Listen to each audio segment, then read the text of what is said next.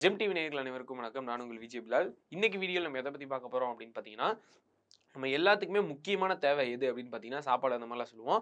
அத விட ரொம்ப ரொம்ப முக்கியமான அது எல்லாத்துக்குமே ரொம்ப முக்கியமான தேவை எது அப்படின்னு பார்த்தீங்கன்னா, பெட்ரோல் தான்.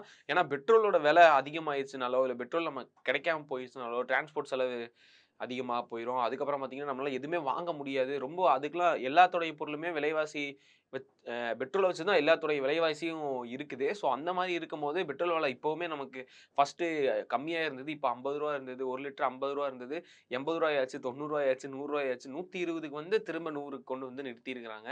ஸோ இது அதிகமாகாம இப்ப கம்மியாக போகுது. இந்தியா மட்டும் இல்லாம மொத்த ஆசியாலயே வந்து பெட்ரோல் விலை வந்து கம்மியாக போகுது அப்படின்னு சொல்லி சவுதி கவர்மெண்ட் வந்து சொல்லியிருக்காங்க. ஸோ இது ஏன் அதாவது இந்தியால மட்டும் தான் இந்த இதா? இல்ல மொத்த ஆசியாலயுமே வந்து கம்மியாக போதா? ஏன் சவுதி கவர்மெண்ட் சொல்லியிருந்தாங்கன்னா, எதுக்காக அத சொல்லியிருக்காங்க? என்ன ரீசன்க்காக வந்து கம்மியாக போகுது? அப்படி கம்மியாச்சுன்னா, நம்ம இந்தியாக்குள்ள நம்ம நம்ம இப்போ இப்போ கரண்ட்ல இருக்கக்கூடிய இதுல எவ்வளோ கம்மியாகும் அப்படிங்கிறது எல்லாமே இந்த வீடியோல நம்ம டீடெயில்ஸா பார்த்துரலாம்.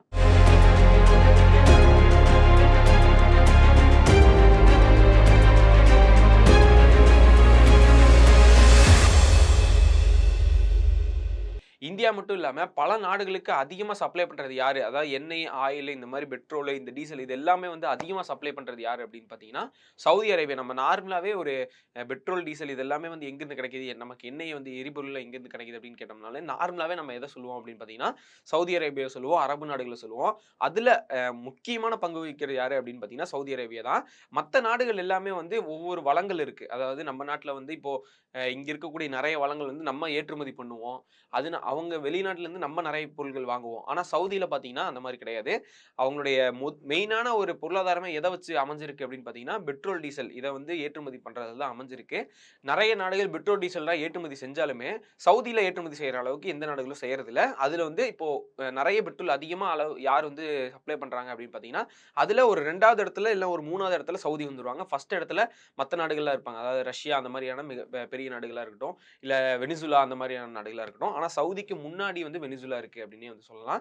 இல்லன்னா ஒரு சவுதிக்கு ஈக்குவலா இருக்கக்கூடிய அளவுல வந்து வெனிசுலாவுமே வந்து சப்ளை பண்றாங்க. அந்த அளவுக்கு வந்து இருந்துட்டு இருக்கு. ஸோ இத வெனிசுலாவ ஏன் சொல்றேன் அப்டின்னா, வெனிசுலாவுமே அதிகமா சப்ளை பண்ணிட்டு இருக்காங்க. இப்ப அது யாரோட கையில இருக்கு அப்டின்னு பார்த்தீங்கன்னா, ட்ரம்போட கையில இருக்கு. அது வந்து அதுல ஒரு விஷயம் இருக்கு. அத நான் வந்து பின்னாடி நான் வந்து சொல்றேன். இப்ப சவுதி ஏன் விலைவாசி குறைக்கலாம் அப்டின்னு சொல்லி ஏன் எடுத்திருக்காங்க இந்த முடிவ அப்டின்னு பார்த்தீங்கன்னா, அவங்க வந்து அந்த பொருளாதாரத்த தான் மெயினா வச்சு அவங்க வந்து நாடே வந்து இருக்குது. ஏன்னா, அங்க ஒரு பாலைவனமா இருக்கக்கூடிய அந்த இடம் வந்து மொத்தமாவே பெட்ரோல வச்சு தான் வந்து அவங்க வாழ்வாதாரமே இருக்குங்கிறனால, அவங்க அத வச்சு தான் அவங்க வந்து கணக்கு பண்ணிட்டு இருப்பாங்க. ஆனா மத்த நாடுகள்ல வந்து இப்ப ரஷ்யா வந்து நமக்கு வந்து கம்மியான செலவுல வந்து ஆயில குடுத்துட்டு இருக்காங்க. ஏன்னா இந்த மாரி அவங்களுக்கு அந்த வார் நடந்துட்டு இருக்கனால, வேற வழி இல்லாம அவங்களுமே கம்மியா தான் குடுத்துட்டு இருக்காங்க. நம்ம வந்து ஃபர்ஸ்ட் ஈரான் கிட்ட இந்த மாரி மத்த நாடுகள் கிட்ட வாங்கிட்டு இருந்தோம். ஆனா, இப்ப நம்ம ரஷ்யா வந்து நம்ம நட்பு நாடா இருக்கிறனாலயும், அது மட்டும் இல்லாம அங்க வந்து கம்மியான விலையில நம்ம இந்தியாவுக்கு வந்து ரொம்ப கம்மியான விலையில வந்து கிடைக்கிறனாலயும் தான் நம்ம ஆயில் வந்து வாங்கிட்டு இருக்கோம். என்ன பிரச்சனை நடந்தாலும் ட்ரம்ப் எந்த வரிய போட்டாலுமே வந்து நாங்க வாங்கியே ஆவோம் அப்படின்னு சொல்லி நம்ம அங்க வாங்கிட்டு இருக்கோம். ஸோ அது தொடர்ந்து இப்போ வரை நடந்துட்டே தான் போயிட்டு இருக்கு இந்த ட்ரேட் விஷயம். ஸோ இந்த ஆயில் பிரச்சனை வந்து எவ்வளோ பிரச்சனையானாலும் சரி நம்ம இந்தியா மட்டும் இல்லாம, மத்த சைனாவா இருக்கட்டும், பெரிய பெரிய நாடுகள் மட்டும் இல்லாம, நெறைய சின்ன சின்ன நாடுகளும் சேர்ந்து ரஷ்யா கிட்ட ஆயில் வாங்குறது அதிகமாவே வச்சிருக்காங்க. ஏன்னா, அங்க வந்து கம்மியான விலையில கிடைக்குது அப்படின்னு சொல்லி. இன்னொரு என்ன அப்படின்னு பார்த்தீங்கன்னா, வெனிசுலா சைடு வந்து வராங்க. அதாவது ஒரு ஒரு பெரிய நெறைய பெரிய நாடுகள்லாம் இந்த பக்கம் வாங்குனாலும், இன்னொரு சைடு அதாவது ஒரே ஒரு ஒருத்தங்கள மட்டும் நம்ம வச்சு அந்த இடத்துல அந்த நாட்டுக்கிட்ட மட்டும் நம்ம வாங்குறது இல்லாம 2, 3 நாடுகள்ட்ட இருந்து நம்ம ஆயில் எல்லாமே வாங்கிட்டு இருக்கோம். நம்ம இந்தியா மட்டும் இல்லாம நெறைய நாடுகள் தான். சைனாவுமே அதுல வந்து சேரும். ஸோ அந்த மாரி வாங்கிட்டு இருந்த நாடு எது அப்படின்னு பார்த்தீங்கன்னா, ரஷ்யாக்கு அடுத்து நம்ம வந்து வெனிசுலாவ சொல்லலாம். வெனிசுலாக்கு அடுத்து ஈரான் இல்ல மத்த அரபு கண்ட்ரீஸ் அதெல்லாமே இருக்கு. ஆனா, சவுதி ஈக்குவலா வந்து அதிக அளவுல வந்து ஆயில் சப்ளை பண்றது யாரு அப்படின்னு பார்த்தீங்கன்னா, வெனிசுலா தான். ஸோ அங்கேயுமே நம்ம வந்து ஆயில்கள் வாங்குறது இந்த மாரி விஷயங்கள்லாம் வந்து நம்ம பண்ணிட்டு இருந்தோம். எண்ணெய் வாங்குறது இந்த மாரி பெட்ரோல், டீசல் வாங்குறது எல்லாமே வாங்கிட்டு இருந்தோம். அப்படி வாங்கும்போது தான் இப்போ ட்ரம்புடைய கையில இந்த வெனிசுலா வந்து போயிட்டனால, ஆல்ரெடி ரஷ்யா வந்து ரேட்ட கம்மி பண்ணிட்டாங்க. இப்ப வெனிசுலா வந்து அமெரிக்காவுடைய கையில இருக்கிறனால, அவங்க ஆயிலுடைய கண்ட்ரோல வந்து அவங்க எடுக்க ஆரம்பிச்சுட்டாங்க. அதாவது அதிக அளவுல ஆயில் வந்து வெனிசுலால இருக்கு. அத வந்து அவங்க யோசிச்சு அத நெறைய வெளிய எடுத்து நெறைய ஒரு ட்ரேட் பண்றதுக்காக எல்லா நாடுகளுக்கும் வந்து பிசினஸ் அவங்க ஆரம்பிச்சாங்கன்னா, அமெரிக்கா ஆரம்பிச்சாங்கன்னா, அமெரிக்காவுக்கு லாபம் அதிகமா வர ஆரம்பிச்சுரும். அதாவது கம்மி விலையில ஏன்னா அவங்களுக்கு அது அது மட்டுமே வச்சு தான் எனக்கு வந்து இதுல லாபம் வரும் அப்டின்ட்டு இல்ல. அமெரிக்காவுக்கு நெறைய விஷயத்துல வந்து லாபம் வரக்கான வாய்ப்புகள் இருக்கு. ஸோ இத வந்து ஒரு சைடு பிசினஸா பண்றாங்க. அது வேற நாட்டுலருந்து அவங்க எடுத்துக்கிறாங்க ஆனா. இது ஒரு எக்ஸ்ட்ரா ஒரு பிளஸ் தான். ஆனா இவங்களுக்கு இதனால இது இல்லாம போனா அவங்களுக்கு எதுவும் மைனஸ் ஆகாது. இது இருக்கறனால ஏதோ ஒரு பிளஸ் தான்.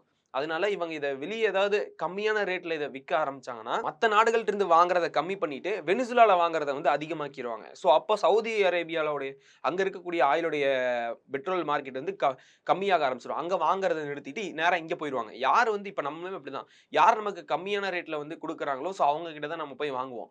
ரஷ்யா என்னதான் நட்பு நாடா இருந்தாலுமே, அவங்க ரேட் அதிகம் பண்ணாங்கன்னா, நம்மளால வாங்க முடியல.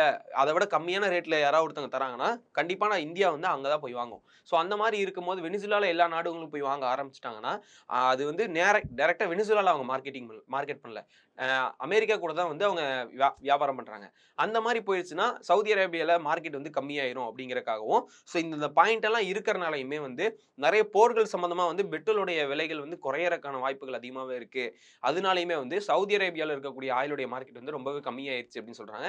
இது மொத்தமா நம்ம வேர்ல்டு அளவிலேயே வந்து அதிகமான போரா இருக்கட்டும், அதுக்கப்புறம் இப்ப நடந்திருக்க பிரச்சனைகளா இருக்கட்டும், கோல்டு வாரா இருக்கட்டும், இது எல்லாமே எங்க நடந்துட்டு இருக்கு அப்படின்னு பார்த்தீங்கன்னா, ஆசியா சைடு அதாவது நம்ம இந்தியா சைடு இந்த இருக்கிற இந்த ஏரியாக்குள்ள தான் வந்து வார் அதிகமா நடந்துட்டு இருக்கு. அப்படி இருக்கும்போது, இந்த இடத்துல வந்து இப்ப சவுதி அரேபியா வந்து பெட்ரோல் விலைய வந்து நாங்க கம்மி பண்ணி குடுக்குறோம் அப்படிங்கிற மாரி முடிவெடுத்து குடுத்துருக்காங்க. ஏன்னா, அத விட கம்மியா தான் அவங்க குடுத்தாகணும். வேற வழி இல்ல. அதே ரேட்டுக்கோ இல்ல அத விட அதிகமாவோ வாங்குனாங்கன்னா, யாரும் வந்து எந்த நாடும் வந்து சவுதி அரேபியா கிட்ட வாங்க மாட்டாங்க. அதனால இந்தியா மட்டும் இல்லாம, ஆசியால இருக்கக்கூடிய எல்லா நாடுகளுக்குமே வந்து விலைவாசிய வந்து கம்மி பண்ணியிருக்கோம் அப்படிங்கிற மாரி வந்து சொல்றாங்க. கிட்டத்தட்ட 0.32 டாலர் அளவுக்கு வந்து கம்மியாயிருக்கு அப்படின்னு மாரி சொல்றாங்க. இப்போ உதாரணத்துக்கு சொல்லணும்னா, சவுதி அரேபியால இருக்கக்கூடிய அந்த ஆயில் வந்து அமெரிக்க டாலர் கணக்குல எந்த அளவுக்கு கம்மியாயிருக்கு அப்படின்னு உதாரணத்துக்கு சொல்லணும்னா, இப்போ 1 லிட்டருக்கு $12 வாங்குறாங்க அப்படின்னா, அத வந்து அப்படியே கம்மி பண்ணி, இப்போ வந்து 0.32 டாலருக்கா வந்து மாத்திருக்காங்க. இது வந்து இந்திய மதிப்புப்படி எந்த மாரி வந்து நம்ம கணக்குல வந்து வரும் அப்படிங்கிறது வந்து தெரியல. ஏன்னா நம்ம இதுல வந்து ஜிஎஸ்டி ஒவ்வொரு நாட்டுல ஒவ்வொரு மாரி இருக்கிறனால, நம்ம இதுல வந்து எவ்வளோ கம்மியாகும் அப்படின்னு தெரியல. ஆனா கிட்டத்தட்ட கம்மியாச்சுன்னா, நம்ம இந்தியால இருக்கக்கூடிய பெட்ரோல் விலை வந்து இப்போ ரூ. 101 ரூ. 102 இருக்கு அப்படின்னா, அது அப்படியே ஒரு ரூ. 10 மேக்ஸிமம் ரூ. 10 கம்மியாகும் அப்படிங்கிற மாரி வாய்ப்புகள் இருக்கு. அப்படி இல்லன்னா ஒரு ரூ. 5 ரூ. 5லிருந்து ஒரு ரூ. 10க்குள்ள வந்து கம்மியாறக்கான வாய்ப்புகள் அதிகமாவே இருக்கு. அப்படி கம்மியாச்சுன்னா, இது பெரிய அளவுல இல்லைனாலும், அ ஓவராலா எடுத்துக்கிட்டோம்னா, அது ஒரு கம்மியான ரேட் அப்டின்னே வந்து சொல்லலாம். ஏன்னா ரூ. 102 ரூ. 103 இருக்கிற இடத்துல ஒரு ரூ. 5 ரூ. 6 கம்மியாகுறது ஒரு பெரிய விஷயம் தான். அது வந்து மொத்தமா அடிக்கிறதுல நமக்கு கொஞ்சம் லாபம் தான். இந்த மாரி இருக்கும்போது, இப்போ இந்த விலை வந்து இது வந்து கொஞ்ச நாள் மட்டும் தானா? இல்ல இந்த வார்கள்லாம் நடந்துட்டு இருக்கிறனால, இந்த போர் இந்த விஷயங்கள்லாம் போயிட்டு இருக்கிறனால மட்டும் தானா? இல்ல இது முடிஞ்சிருச்சுன்னா வந்து திரும்ப பழையபடி வந்து சவுதி அரேபியா வந்து ஆயில ஏத்திருவாங்களா? அப்டின்னு கேட்டா, அது கேள்விக்குரிய விஷயமா தான் இருக்கு. ஏன் அவங்க மட்டும் கம்மி பண்றனால நம்ம ரேட் குறைஞ்சிருமா? ஏன் நம்ம மத்த இடத்துலலாம் வாங்கிட்டு இருக்கோம். அதெல்லாம் கணக்கு பண்ணி தானே நம்ம ஏதோ ஒரு சைடுல தானே சவுதி அரேபியாட்ட வாங்கிட்டு இருக்கோம் அப்படிங்கிற ஒரு தகவல் ஒண்ணு ஒரு கேள்வி ஒண்ணு வரும். ஆனா, நம்ம எந்த அளவுக்கு வந்து ரஷ்யா கிட்ட வாங்குறோமோ, அதே அளவுக்கு வந்து நம்ம சவுதிட்டயும் வாங்கிட்டு இருக்கோம். ஏன்னா, சவுதியில வந்து நெறைய ஆயில் வந்து இருக்குது. அதனால வந்து அவங்க எல்லா இடத்துலயும் பல வருஷமா அவங்க தான் வந்து முன்னோடி அப்படின்னு வந்து சொல்லலாம். ஆயில் எங்க இருந்து வருது அப்படின்னு பார்த்தீங்கன்னா, நம்ம டைரக்ட்டா எத சொல்லுவோம், ஃபர்ஸ்ட் எத சொல்லுவோம் அப்படின்னு பார்த்தீங்கன்னா, அரப் கண்ட்ரீஸ்ல சொல்லுவோம். அதிலேயே முக்கியமா வந்து சவுதி அரேபியா சொல்லுவோம். ஸோ அப்படி இருக்கும்போது அவங்க கிட்ட நம்ம வாங்கிட்டு தான் இருக்கோம். நம்ம எல்லாத்துக்குமே தெரிஞ்சது தான் பொதுவாவே. அந்த மாரி வாங்கிட்டு இருக்கும்போது அங்க ரேட் வந்து கண்டிப்பா கம்மியா இருக்கான வாய்ப்புகள் இருக்கு. திரும்ப ஏத்தறக்கான வாய்ப்புகள் அதிகமாவே இருக்கு. ஸோ இந்த விஷயத்த பத்தி உங்களுடைய ஒப்பீனியன் என்ன அப்படிங்கிறத கீழ கமெண்ட்ஸ்ல சொல்லுங்க. பெட்ரோலுடைய ரேட்டு குறையுமா? குறையாதா? அப்படிங்கிறது உங்களுடைய ஒப்பீனியன் என்ன அப்படிங்கிறதையும் சொல்லிட்டு போங்க.